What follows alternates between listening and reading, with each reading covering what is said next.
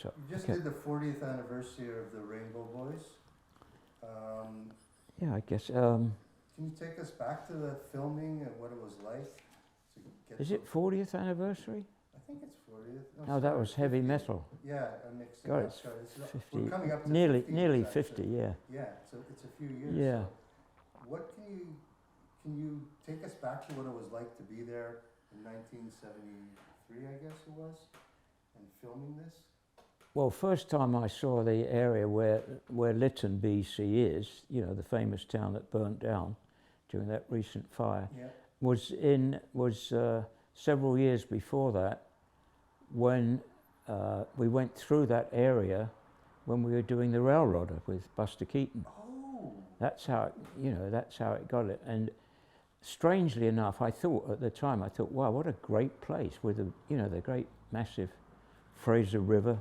Wow. And the CN Railroad on one side and the CP Railroad on the other side. It was an ideal place to make something, and I didn't know what at the time. And it was several years later, I was doing a movie called Superbus, which I don't think I've ever told you about. Yeah. And it was shooting in Panavision, and it was for the World's Fair in Osaka, Japan.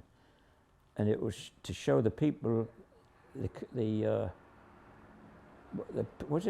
people of Canada from coast to coast. It was another coast to coast film.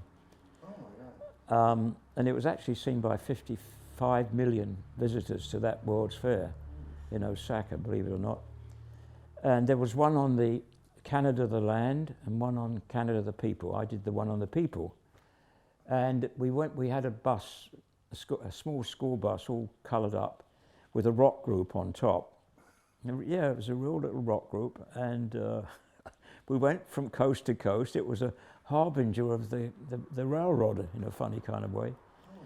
And that's where I first met the gold miner who lived in a shack. The actual shack is the same, by the river, as the shack that we used in the Rainbow Boys, where the actual gold miner actually lived. Oh my God.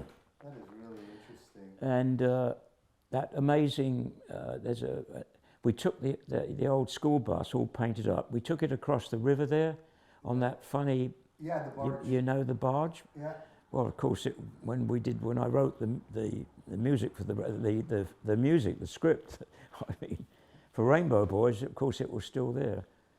And that's when I came on that. It was after that trip in 1969, shooting that Osaka film, that I started to think about the idea of, you know, somebody like Logan, the gold miner, meeting up with some sort of odd people from another land, as it were. You know, you know, I mean, the guy that came all the way from New York on the bike, and it was because I'd seen at that time, in '69, I had seen some kind of hippie type of kids wandering around. You know, they'd come from God knows where. Okay. You know, talking to people in Lytton, and I thought, combination. And how did you come to pick Donald Pleasance, or how did that come about? Well, because I'd worked with Donald previous to that on he was very close to Harold Pinter, the playwright, who I got to know because I worked with Pinter. Okay. Did a thing for NBC called Pinter People. And Donald was he was, you know, a good, wonderful actor, like a character actor, and he was in a big Pinter play on Broadway, The Caretaker. Is it true that Donald was in active combat in World War II?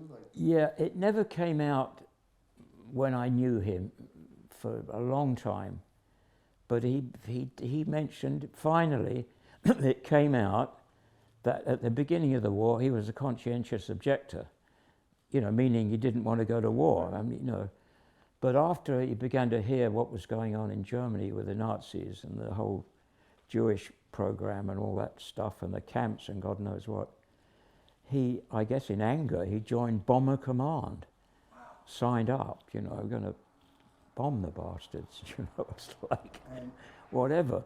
And he became a radio operator, first in Wellington Bombers, then in Lancaster bombers, and he did 61 missions, which is incredible because even you're lucky if you get through one mission, Yeah.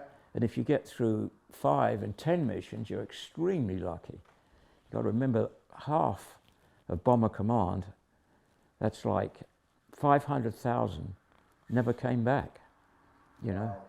That was the cream of the crop, you know, the best young people in the country. And what And happened? same thing for the Americans in a way. And what When happened? they lost, you know, lost so many planes and so many men. And you know, I mean, I think there was a million Germans on the Ack guns defending their country. What happened to Donald?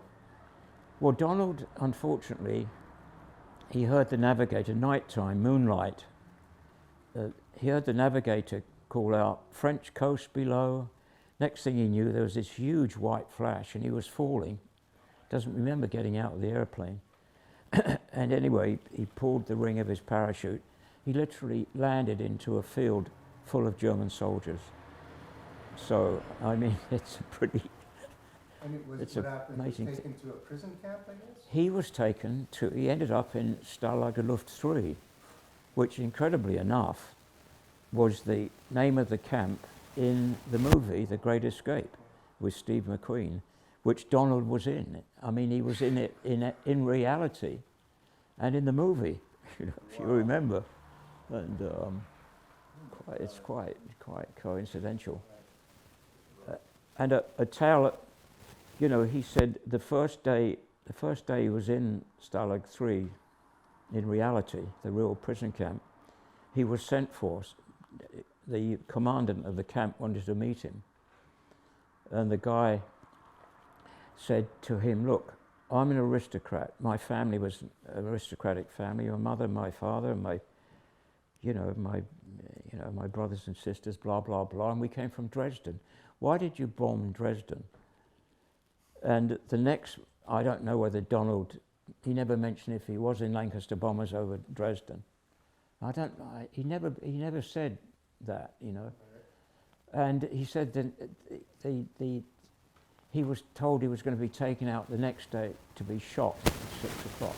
I want to take you back a little further than the Rainbow Boys to the making of the Railrodder. What was it like to make a film where you're traveling the whole country from coast to coast? It was great. I mean, Was it hard? it was. No, it was. Look, we were. Well, first of all, we had the entire CN railroad at our disposal, so it's like having a big set of trains, you know, coast to coast. Really? It was pretty good, and you couldn't have had a better guy than doing that than Buster Keaton, because he was a train fanatic. He knew all about the trains, and he made one of the great movies of all time, The General, you know, which was really about a locomotive being stolen, you know. What was his impression, like, of Canada and the whole feeling?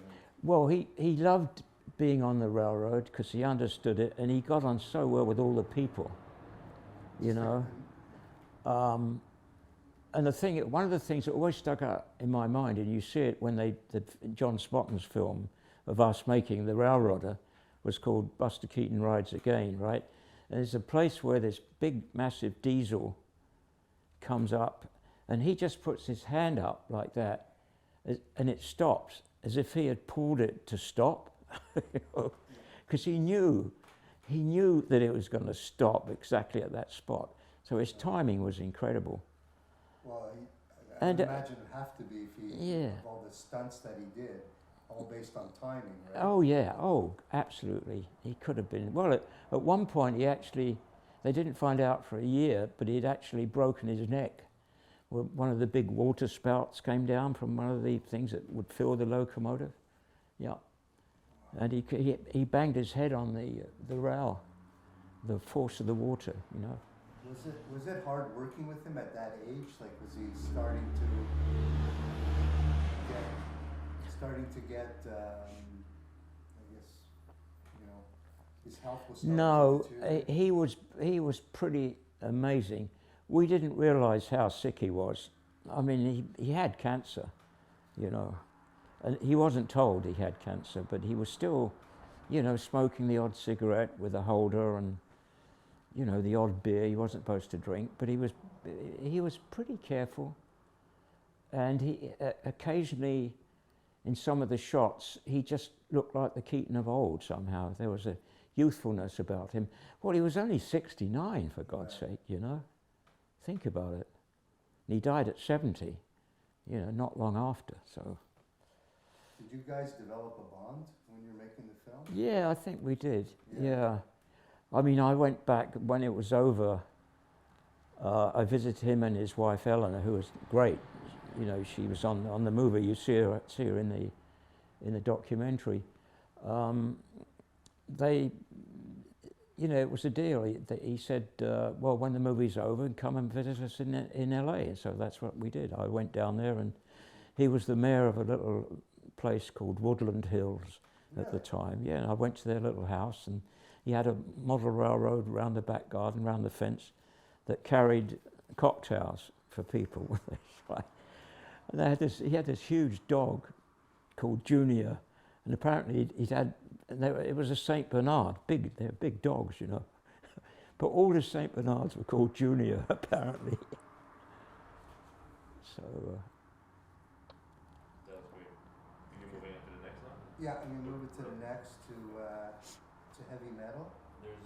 Let's just try to. You have a little length. Yeah, right. More to the right. No, that's a badge. It doesn't show. No. Oh, It's right there. red. It's right here. It's just that I see it on the camera. If you don't mind. You're kidding, God. Perfect. Recently, you had the anniversary of heavy metal. Yep. 40th anniversary, I believe. There are a lot of people involved in that project from different countries. How did that happen or come about? And Well, it came about because basically of the producer, two producers. One of the producers, Len Mogul, had bought the rights to the French magazine Metal Hurlant, which means heavy metal. And he was a New York guy, and suddenly this French magazine, which, you know, if you went to art school, or you were an artist, a comic strip aficionado, and you like comic books, you would probably know already about heavy metal. It was called Metal Hurlant, with some great French cartoonists in it. People like Mobius, for example, was one of the greatest for sure. We just loved that kind of drawing, Was it how many people were involved? So when the movie was made because of Ivan Reitman, who became a very famous film producer in Hollywood. Yeah. He's Canadian, from Toronto, of course. Ivan liked the magazine Heavy Metal, and he obviously met with the other guy, the producer. They both became the producers of the movie. It was Ivan's idea to do the movie, right. And the thing that's one of the things I liked about it was the fact that it was a compendium of 6 or 7 stories in different styles by different artists. And it was funny because when I did the hour-long thing on Pinter People, that was a similar kind of thing, because we used 6 or 7 of Pinter's little short animated bits interspersed with live action. And I liked the idea that a long feature film wasn't going to be all animation or all live action for certain kind of things. Right. It worked, Yeah. and that's one of the things I really liked about doing heavy metal. Because I remember when I met with Ivan, he gave me all these magazines to look at, and I thought, wow, how the hell are we going to do all this in Montreal too? It was like, because it was Canadian money, Canadian film, and we had to use a lot of Canadian talent to do it, and that's one of the reasons they picked me as the director, I think. So I was a Canadian, they had to have a Canadian director, so. and that's what he said, well, you don't seem too keen about it, Jerry. And I said, well, I'm just wondering how we're going to do it all, you know, in this town with animation being as it is and so forth. But what I do like about it is the different, you know, the different stories and the different styles and all the rest of it. So it became the movie. We started, next thing I knew, in my apartment in Old Montreal. That's where we started about, well, it was, what was it, end of, we made it in, it was released in 81, that was the end of 1979. In my apartment in Old Montreal, we started. And suddenly we realized there were already too many people in my apartment. Okay. And we ended up with a huge, you know, like well over 500 people worked on that film in the end, you know.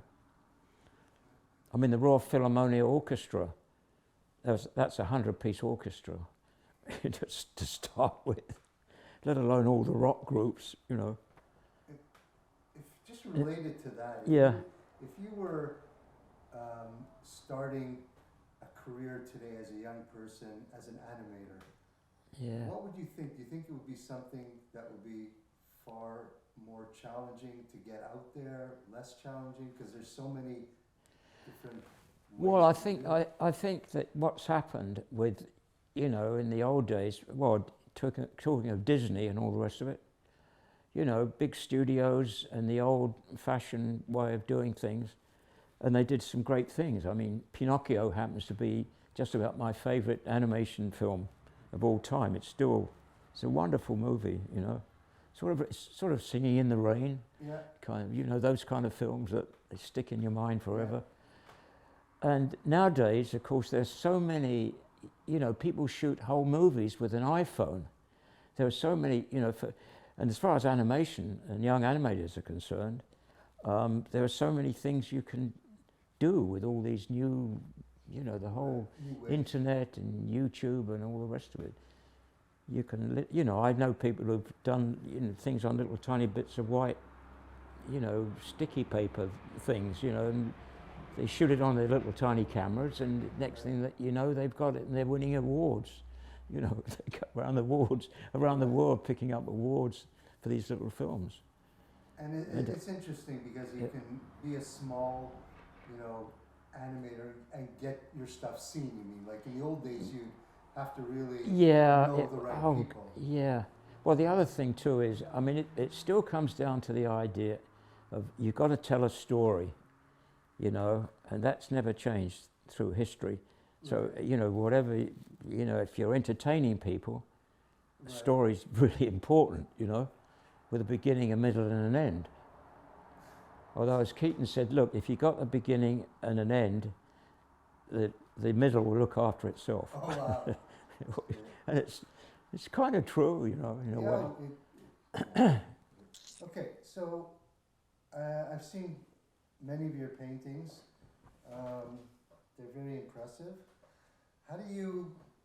What got you into painting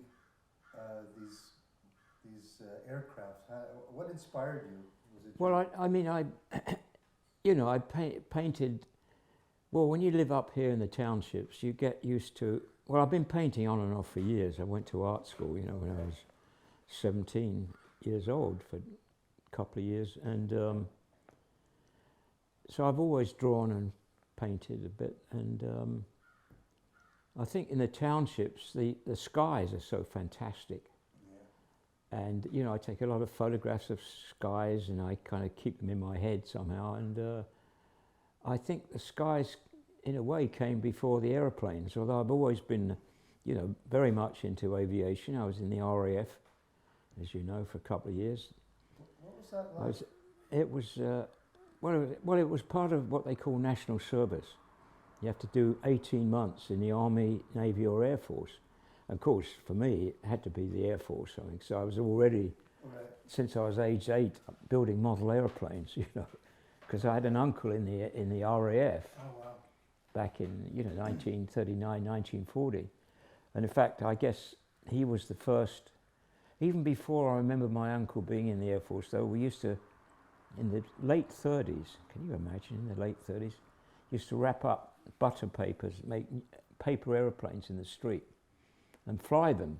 So I think it always represented an escape, you know, that Okay. you have something that flies your little soul off into the air for a few minutes, you know, the magic of flying. So and eventually I started building airplanes, you know, models, and then radio control, still do that. And I got into painting aeroplanes too. And you know, the skies, as we know them around here, were always so spectacular that they became just as important as the aircraft in a way. Do you remember back when you were a kid being in London during the Oh yeah. can Just you about tell me everything. what it was? Were you terrified, like as a kid growing up? No, you know what? Your parents are terrified, okay? First of all, your dad was off to war anyway, you know, usually. And my dad was a musician, you know, and so we didn't see, even in peacetime, we didn't see much of him because he was away on the boats, you know, the round-the-world cruises in the ship's orchestra and all that. And when the war started, you know, he got involved in the army again, and he'd been in the World War One, too. He joined when he was like 15. You know, can you imagine?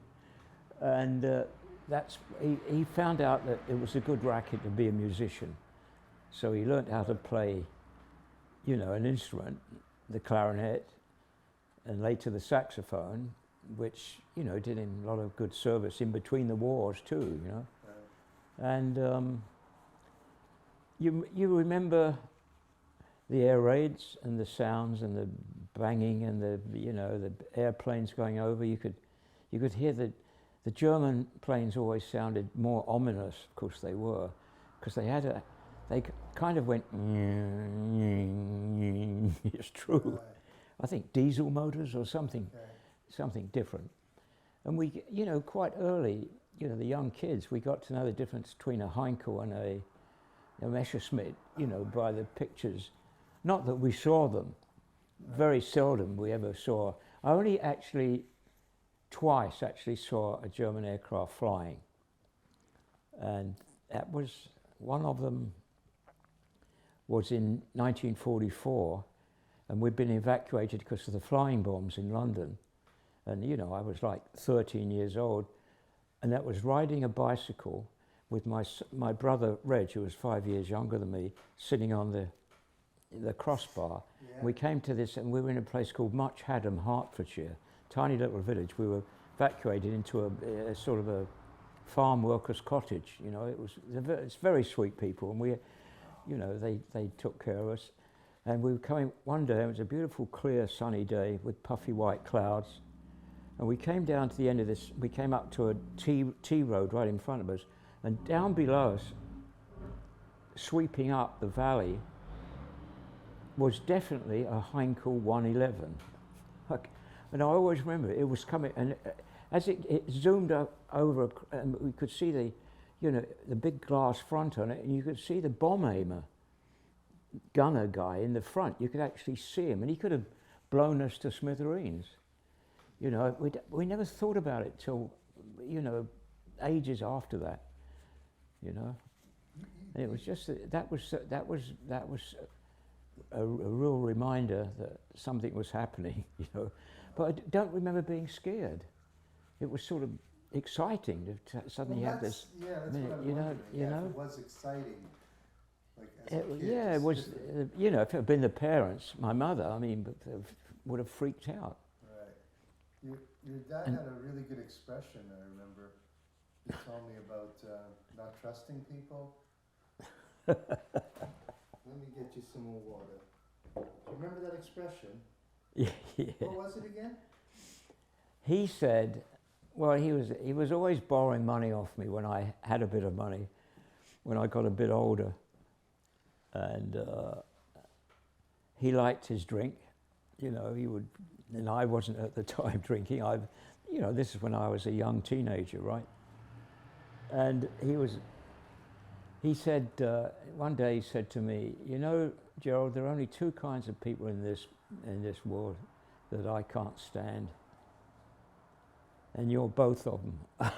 I said, what's that, Father? What's that, Dad? He said that A, those that don't drink, and B, those that don't, what was it? Lend money. Those that don't lend money, and you're both of them. I said, gee, thanks, Dad, that's really nice of you. Remember you told me about when you left London during the bombing, and you came across Henry Moore's. That was in Much Haddam. Yeah, that was just the little house that almost outside where we saw that Heinkel bomber. Right. On that little road there, just half a kilometre just down the road. It was nowhere was a little pub called the Hoops, and right opposite the Hoops, there used to be this man out there, looked like a big man on big statues. He was whacking away, and it was Henry Moore, world famous sculptor. Believe it or not, that was his studio. And years later, Reg and I, my brother, in the 70s, we went back to Much Haddam just to look at it, try and remember it. And his studio had become a national monument in a way. It was a gallery where you could visit and remember that great sculptor. I remember meeting your brother. Reggie? Like Yeah. 20 years ago, I guess it Must have been, yeah. Hold on, it was in I'd say around 2001 or 2. Was it really? Yeah, we were just kids then.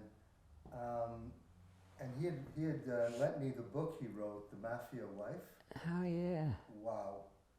What did he worked at one time for Playboy?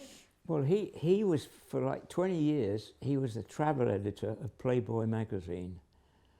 So he had unrestricted travel around the planet to check everything out. And, he got to know a lot of quite famous people, and including Frank Sinatra, who was one of the few journalists he could stand, you know.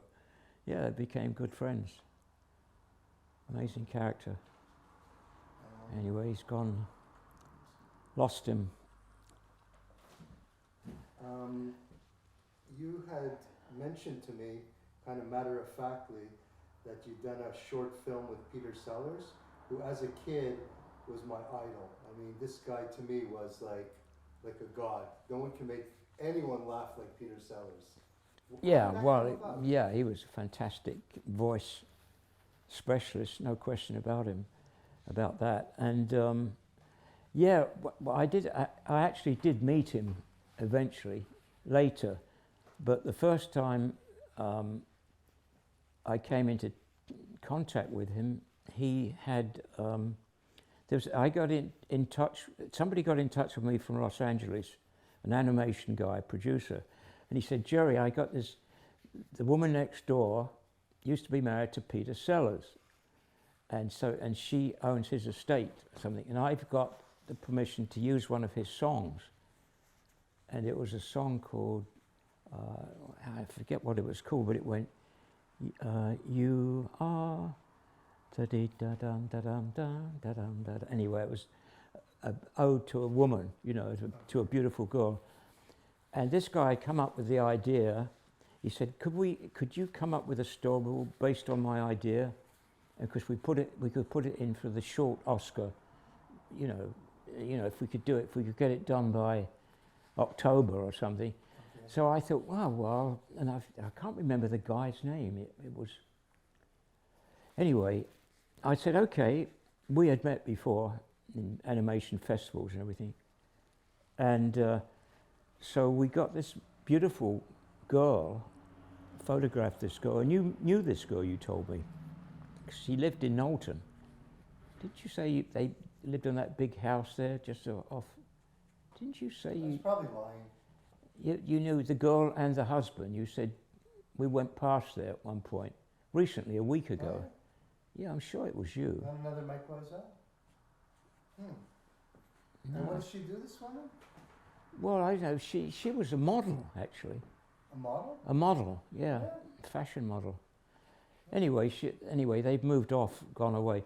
Anyway, the thing is, I wanted to draw the whole thing, but there just really wasn't the time. So we decided to, instead of drawing it, we would photograph it, still photographs, make, pixelation. And it really took up a lot of the time, and it was all rushed, and we had the song. I animated actually to that song. If I can find it somewhere, I've got it at home. The voice of Peter Sellers singing, "You are the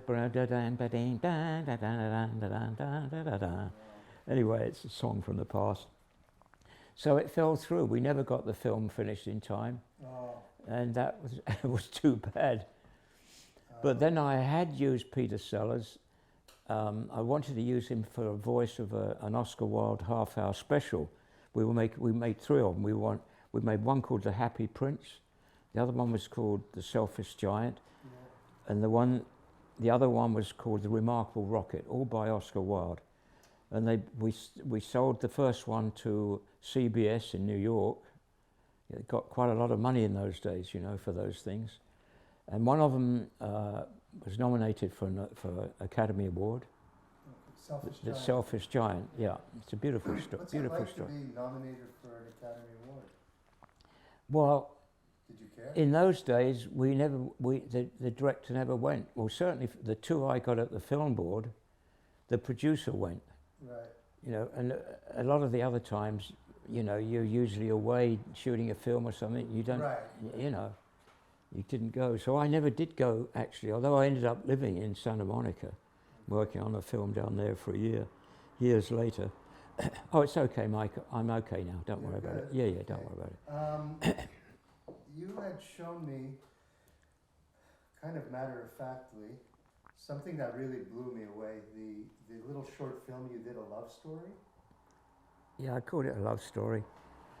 Well, it was... That was very moving. I mean, I like... Yeah. It's... Black and white. Well, somebody, they knew my interest in the war, and they'd seen this fantastic big book on the rise of the Nazi Party in photographs. And it turned out these were photographs for cigarette packs in Germany in the early 1930s, and they were so incredibly well shot. They had really, the Leica camera and the lenses, the Germans were leading everything at that time. And also the Aeroflex, cameras, they were, the Aeroflex 35 and 16 millimeter cameras were amazing. Really? And because you could walk around with them, they're perfect for documentaries. But I thought this book, as I had my own company, as it wasn't sponsored by anybody, I decided to shoot a little film on we had a big animation cameraman, a camera stand called an Oxbury. We had our own Oxbury with 35 black and white photography and color. And so I framed the thing out and I set it to the music of the movie Love Story that went da da da da da da da da da da da da da da da. And I set all these pictures of the German populace looking at Hitler with this wonderful look in their eyes. They're looking at Jesus Christ or God in person. Young people too, have all been swept off their feet by this powerful guy, who did nothing but tell lies. And Goebbels, the head of propaganda, he found out he can tell the people everything, they're going to believe it, So they could invent all this stuff, about the Jews, for example, and say this and say that, and you soon get the whole populace up in arms about it, Well, it's going on right now in America, as you know. History repeating itself. Must hurt. So anyway, so I made this little film and looked at it. Never really showed it to anybody outside. I didn't know what I was going to do with it. And then one time we heard that the guy turned up at the studio from the Oberhausen Short Film Festival in Germany. They were looking for product to have in this, and this was in the early 70s, right? And he saw the film and he absolutely freaked. He said, "Oh, we must have this film in Deutschland. We've got to, you know," because it was, you know, it was an anti-Nazi film, you know. And but I wasn't sure. I thought, well, maybe people would think, well, Jerry, you know, maybe he likes the Nazis, you know. And I thought, well, no, the book. I mean, you know, obviously I went for the, you know, some of those faces of those, you know, the Hitler Youth, you know, the SS people. I mean, Christ, all in black.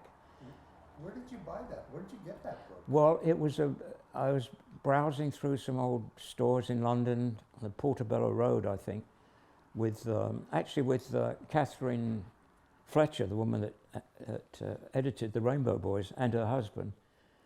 And she suddenly appeared, and it was my birthday, I remember that, and she suddenly appeared with this incredible book, gave it to me, and it was for my birthday. I thought, wow. And that's what. Birthday present. But the thing is, we couldn't use the music we got in touch with they wouldn't give us the rights to use the love story thing. So I had to use you saw the movie with what I'd finally used was the music for a Salad of Tea commercial, which had the same da da da da da da da da, because I cut the film to the music, and it just was the same beat as Love Story, and we used that one. And what year was it that you bought this book? Oh, the book I had probably that would have been in the 60s? Yeah, mid-60s, yeah. Yeah, mid-60s. Early to mid-60s. Yelsome, as they say. So... What made you decide to come to Canada as opposed to, you know, wherever? Here's the deal. Well, first of all, I'd seen 2 National Film Board films.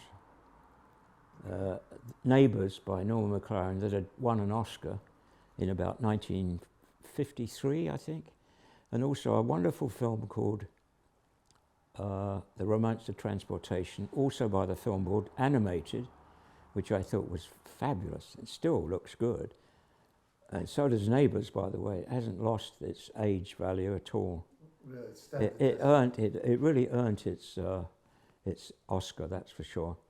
And also a corny film from a company somewhere out west called Welcome to Yoho Valley. And it was Canada the way you dream about it. You know, beautiful pouring rivers full of salmon and the big trees and the mounties and all. The symbols of Canada, right. The old-fashioned symbols. So I thought, well, that would be interesting to go there.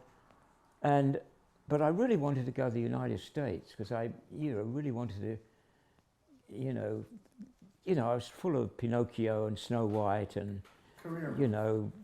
Buster Keaton, Charlie Chaplin and all that stuff. And it was so exciting. And you've got to remember, the Americans, if you were Brit in those days, they were the big heroes. They saved us in the war, in a way, with all the, Roosevelt and the Liberty ships and all the planes and everything. Right. I mean, it was pretty, there were millions of US servicemen in Britain during the war. So that must have... When they finally got into it, Right. So that had influence. Also, I was finishing work on a film for 2 years called Animal Farm, by George Orwell, which was my first job when I got out of the Air Force. Got a job on that as a little assistant, in-betweener, as we called it, animation. Okay. It's a pretty good film, actually, Animal Farm. It's a classic. You never seen it? The movie? I've read the book, You read the book? in school. You never seen the movie, though? I've never seen the movie. Well, it's a good movie. Oh my God. It's pretty good. It's pretty good. Yeah, and at that time they were offering assisted passages to Canada. Oh yeah. So for like $20 or something, or £20 or something, you could get on a boat and come to Canada, and that's how that happened. So. Anything else? No, I don't know. No, I was actually one thing that was, 2 things happened. Somebody mentioned to me the other day, did you ever meet Charlie Chaplin? Did you? And well, here's what happened. Are you rolling? Yep. Go ahead. Yeah, the thing is, it must have been about 6 months after I finished Railrodder working with Buster, and he died not long after this period I'm talking about. I was in London, and it was springtime, and he often talked about Charlie Chaplin. He knew him, and he advised him, because he talked about socialism and communism and all that stuff, and Buster, he liked the guy. I mean, he was a brilliant guy, Yeah. Chaplin, but he advised him, well, he shouldn't get into too much of that stuff. Not around here, Charlie, it's socialism and stuff, And anyway, but I was in London, that would have been in early 1970, must have been. No, what am I talking about? No, that would have been, we shot Railrodder in 1963, sorry, 1963, 64, Right. it came out. Anyway, I was in London in the springtime, a few months after we finished Railrodder, and I was walking around, I think it was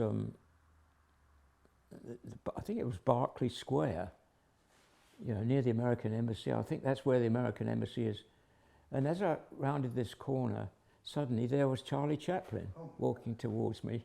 What? Not kidding. He had a walking stick like that. It was on his own. It was definitely him. There's no question about it. And we smiled at each other as we went by. And I didn't say. Oh my God. I say, Mr. Chaplin. I should have said it. I've been working with your old friend, Buster. We would have probably gone off and had a coffee together, and that was, I regret that so much. But connected to that, which is another story with Buster, was when I went down to see him in Los Angeles after we finished Railrodder, we went out for a drive, and he had agreed to introduce me to Stan Laurel, of Laurel and Hardy. I never told you this before? And I always remember Buster drove he had an old blue and white Cadillac. Lovely old car. It was a 55 or something like that, 56 model. And we went to Santa Monica to this little apartment where I think Stan's rent was paid by, it seems to stick in my mind, by Jerry Lewis or someone like that paid the rent, because they didn't, they never had any money, Wow. And I met Stan Laurel, and we rang the doorbell, door opened, and we walked in, and there was Stan Laurel sitting in a wheelchair, and the first thing he said, "Gee, Buster, it sure is nice to see you." Oh my God. Always stuck in my mind, Wow. Jeez, That's incredible.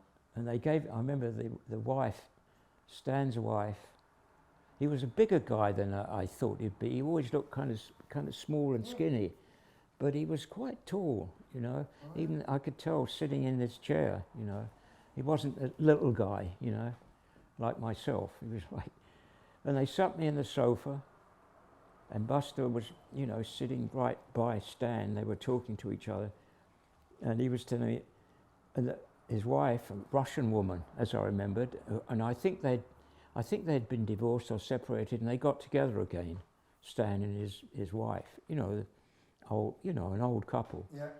And Buster said, "Yeah, well, I've been up making a film in Canada, and guess who directed it, Stan?" And Stanley, as if it was a game, said, "Who, Buster?" And he said, "That." And he pointed to me. I was sitting there with my 7-Up on the couch, sort of keeping out of the general conversation. Really? The fact that he called me that, I thought it wasn't a vicious thing, it's just funny, yeah. Someone you grew up with, like this is Yeah, an I icon. know. Yeah, I know. Right? Yeah. I can't imagine. Well, Stan Laurel, my God. Wow. Anyway, so that was two magic moments. Magic moments. That's about all I have. Oh, Did you want to talk about Scouse the Mouse? Is that secret stuff? No, not particular. Okay. Not particularly want to talk about it? Or Not particular. No, yeah, I don't mind. I mean, If you don't mind. I'd done a book called The Star and George in brackets, and it was a kid's book for Harper and Row in New York, and I wrote it and illustrated it. Very simple little book. Anyway, and then soon after that, I was working with Donald Pleasance for the first time, and I mentioned to him I'd done a kid's book, you know, and I enjoyed doing it, and you know, there's not a lot of money in it, you know, unless you get a smash hit and it goes on forever. And Donald, he was a good writer. He decided to do a kid's book about a little mouse from Liverpool called Scouse. And this is true. And I said, hey, that's great. That would make a good animated series or animated feature film. But we'd have to get Ringo to play the mouse's voice, you know. Really? Why Ringo?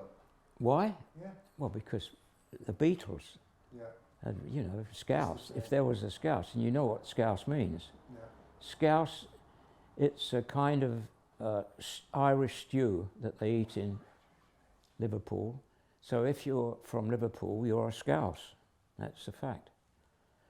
And hundreds of years later, it came to pass that a friend of mine called John Bruno, who became one of the top, and still is, one of the top special effects experts in Hollywood, and a close associate of Arnold Schwarzenegger and James Cameron. And because of James Cameron, he worked on films like the Titanic, and John won a film called The Abyss, directed by Cameron. He won a personal Oscar for that, for special effects. John is a very good cartoonist. We had worked together in 1977 on an animated feature film called Raggedy Ann and Andy for 20th Century Fox. And John basically was my assistant at that time. And we became really good friends. But years later, we worked on the Scouse the Mouse together. The idea of,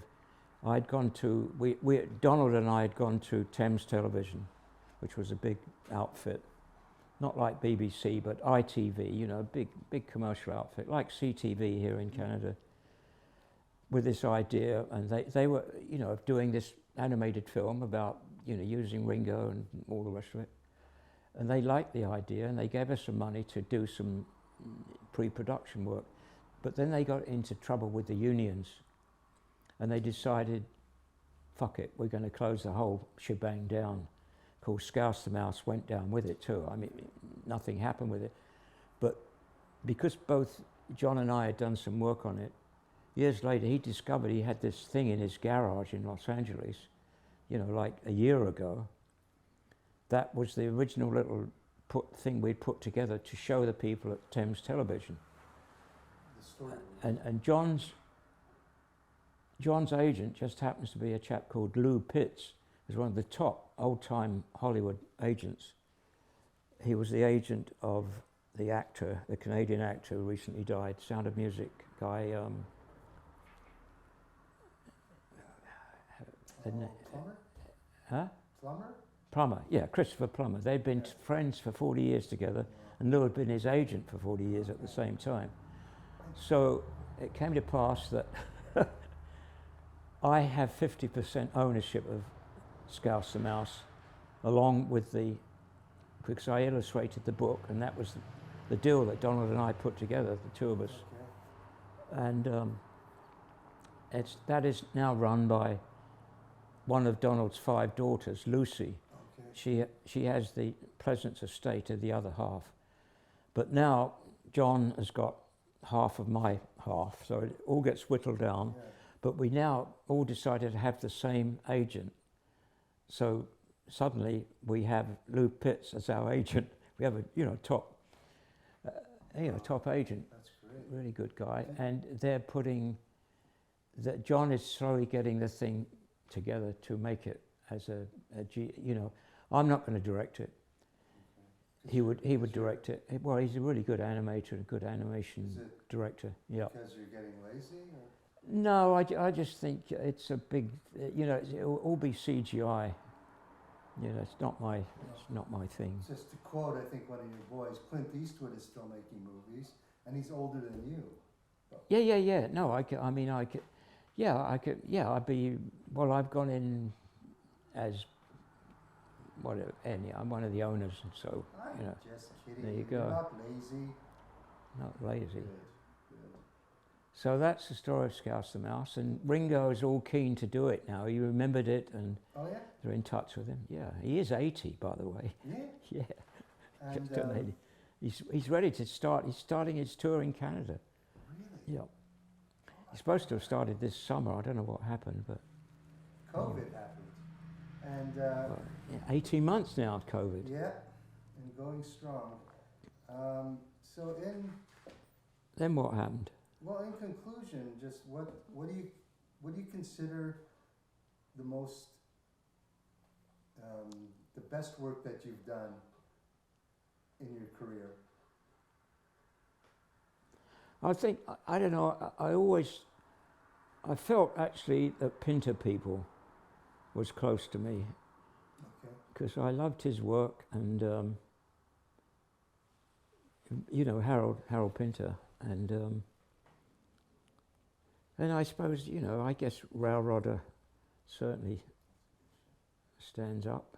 If you had to do it all over, would you do it the exact same way, or would you have become like would you have done something else, something more? I think I would have taken more chances. Really? Yeah, I don't think I should have pushed things further on a lot of stuff. Yeah. Has anyone ever commented about like the way Rainbow Boys is shot and the little nuances you put? I'm not a film expert, but all these little things that are just very creative that were done in Rainbow Boys that later on what I see in like Coen Brothers movies. I think I mentioned that. It's interesting. Well, I think meeting and working with Harold Pinter had a big. So I loved his stuff. I loved his plays, you know. Okay. And you know, the combination of him and Donald Pleasance together too it touched me. And when I wrote the script for Rainbow Boys, I was thinking of Harold Pinter a lot, and he loved the script. Oh yeah. And he loved the film, you know. His agent wasn't too sure. His agent was a great old character, Jimmy Wax, lovely guy. And if I hadn't have met in Pinter, I'd never have made Rainbow Boys. I'd never have written it, Right. you know. You know those boxes you're talking about? Yeah. Well, I want to thank you for this interview. It's very kind of you, and I wanted to present you with the box. Would you like one? But can you eat it? Of course you can eat it. You can eat it? Yes. Lip balm kit.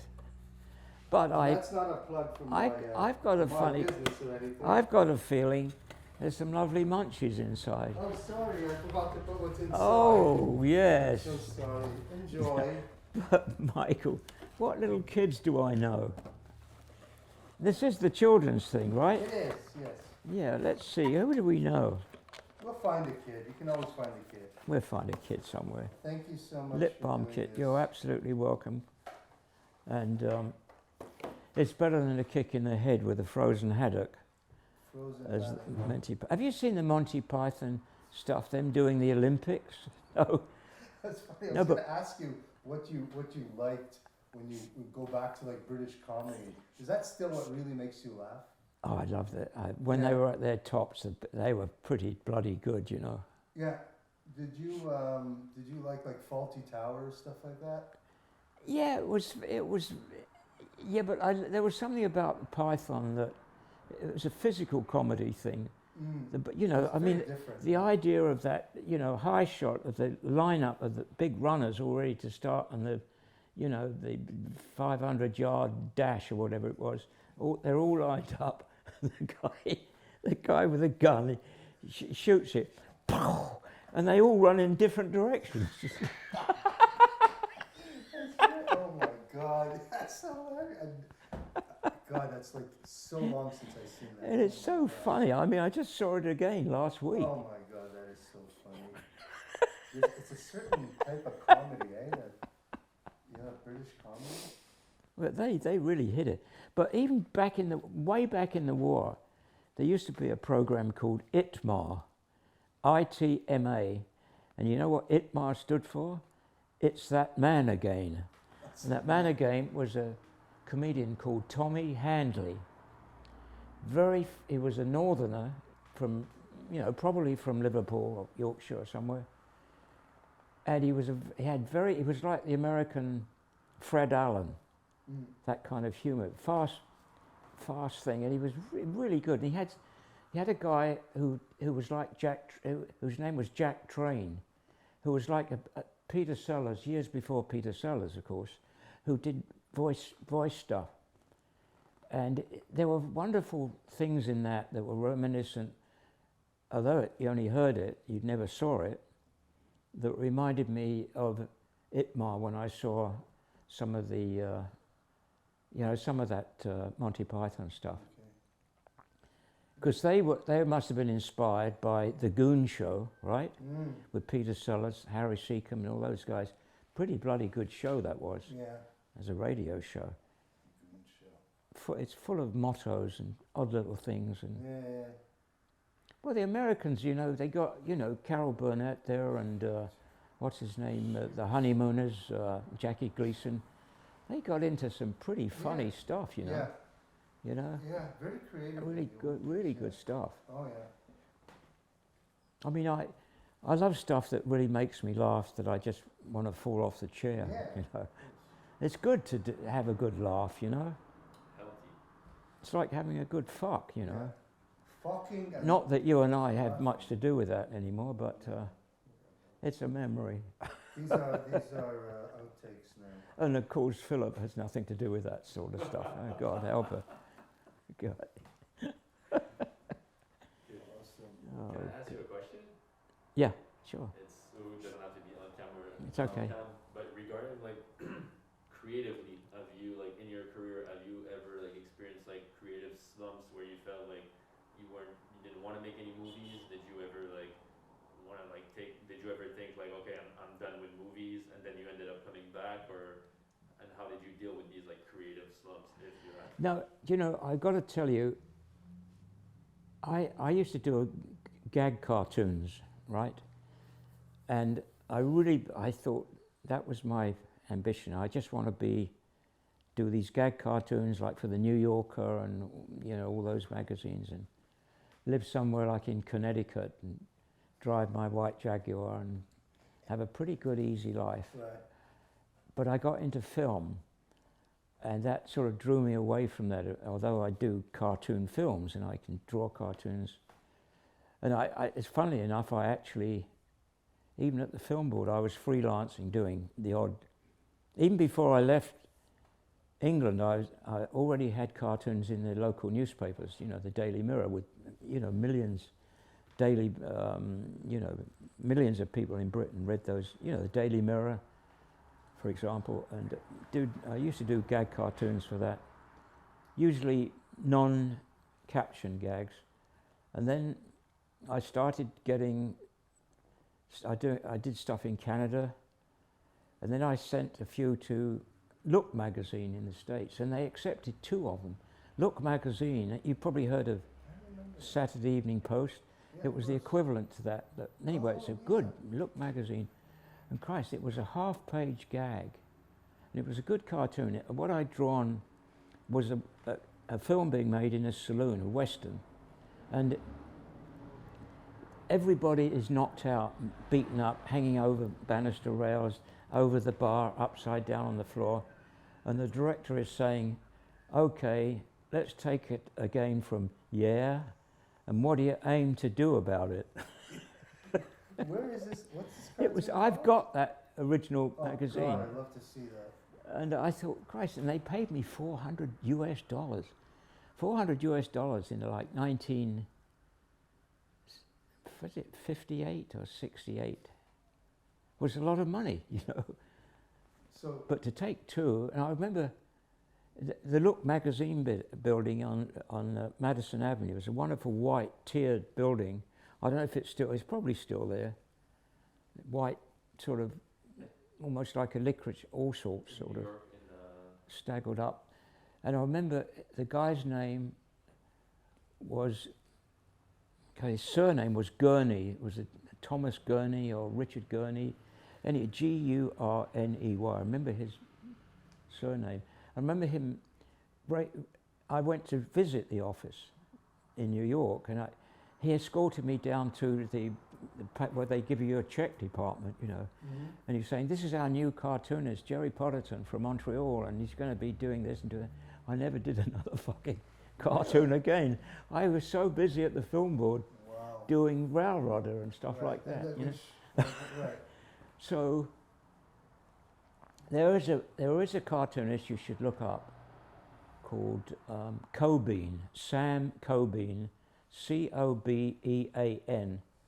I've got a book of his cartoons. He was killed in his white Jaguar convertible in 1961 on the Long Island Expressway. Really? But before that, he had done great stuff in the New Yorker. A lot of, you know, like Times Square Right. with the dumb blonde sitting, getting ready to cross. Right. And above her, there's a big balloon, you know, where the speech is, and it's empty. Always stuck in my mind. He would do things with people. He would do multi-picture gags too, Right. like a woman sitting in front of the full page in the New Yorker, woman sitting in front of a mirror, putting her lip balm on and making herself up, then putting a bra on her panties and a skirt, and and then she comes down the stairs to meet the boyfriend who's arrived with a bunch of roses, and the bubble above his head is her stark naked. It's like, I mean, that is those kind of cartoons really stuck with me. Yeah. The original, Yeah. terrific ideas, you know. Stuff, yeah. And a health car, it says health bar, and it's a place where you get organic food, and the guy is being kicked out, but he's doing a somersault as he comes out, as if, you know, if you're going into a health bar, you're eating healthy. And that was all Sam Cobean's work. I'll show you the book That of this sounds stuff. really It's cool. great stuff, really good. His house is like a museum. Oh, It's God. got all these old pictures and it's like you go, oh, sorry. Huh? Are you running? You finished it? I was about to cut, but I can keep running. Sorry, one more thing. Could you tell us, I don't know a lot of people that have been to John Kennedy's inauguration. Could you tell me about that? Like, how did you get to be invited? Not that you don't deserve to be invited, but how did that No, happen? but I didn't deserve to be invited. Well, the thing is, you know, in a nutshell, I was in 1960, I was doing freelance, I was still at the National Film Board, I'd really, in the middle of my work at the Film Board. There was a guy called David Hackett, American, who was editing a magazine called The Montrealer, which was sort of a poor man's edition of The New Yorker in a way. And I was doing gag cartoons for him. And the covers, I've got a couple in my house on the wall there. Oh, Yeah, you've seen them. yeah. And one day David said to me, Jerry, he was an American, I knew that, from Boston. And he said, I'm moving to Washington. I said, no kidding. He said, yeah. He said, my friend Bobby, his brother, is running for president. And I said, president of what? Because I'd never heard of Bobby. He said, well, the fucking United States of America. And David had gone to school with Bobby Kennedy, okay? I guess Harvard or wherever it was together. And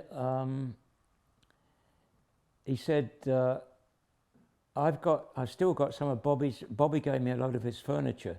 If you can tow it down to Washington, I'll invite you I'll get you a ticket to the inauguration. Well, eventually I did. I actually towed it with my little. I had a French car called a Caravelle. It was I don't know if you remember the Caravelle. We hired a. And they'd sent 2 women came up from the Democratic Party to help me. You know, 2 really pretty young girls from the Democratic Party's convention office. Okay. And we drove back to, they followed me with their car, and one of them drove with me, and we went through the customs with this furniture all signed to belonging to Bobby Kennedy, but now with David Hackett. Anyway, my wife and I, Judith, you know, a couple of months later when it all came, we rented our dresses and white tie and towels, and we were right there, the day of the inauguration, 1961. It was freezing cold, January, really cold. And you saw the photographs I took with my little Pentax of the classic, Yeah. you know, you can see Kennedy and Jackie and Eisenhower, they're all up there. And we went to the inaugural ball, where I actually met Bobby at that inaugural ball, and Jack was up there with his wife. They were already sitting on the stage there, and yeah, it was amazing. I mean, it was just incredible. But when he was killed that terrible day. Oh, it was awful. What Well, it's terrible. Well, it was just pathetic, you know. They still don't know who killed Kennedy. Well, somebody knows, but you know. The feeling must have been just overwhelming. Well, I mean, I think of David, you know, and he must have been, you know, because he knew them well. He knew Jackie very well, and Bobby, of course. And then Bobby was killed too. Unbelievable. What a sad. Yeah, it's pathetic, really. It's really sad. Poor old United States, you know, so much stuff. Yeah. And all the stuff going on there now, you know. God.